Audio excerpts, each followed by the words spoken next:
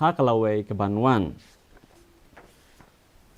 Kayang dorbar niya kasngi kalasaki kajing sawa kabajam halor ka Memorandum of Understanding MOU balayasoy hapadeng ka Meghalaya bat ka Assam halor Henriu nakikat artali ki jaka baper jong kabanta kawat kabanengkong halor ka jaka kaput. Menteri Rangba ukonrat ke sangma hakajing keli kabasaw sngi jong ka dorbar senrai ulakan taj ban bisharnya biang halor ka MOU. Menteri Rangba ulayai ban ba amla ban bishar biang ya ka MOU.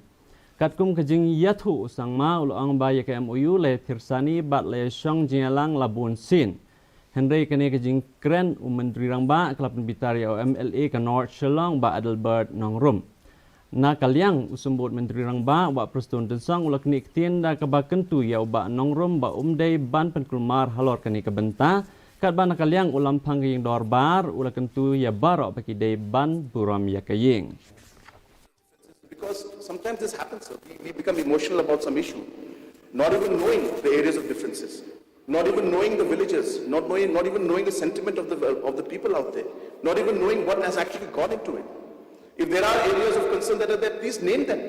Tell us which area you're talking about. This is a serious matter. We are here for serious discussion. We are ready to answer all the questions. We're ready to take the talks forward, but please be specific and give us constructive opinions, even it may be criticism. Usumbut Menteri Rangba kajela wa prestun tensang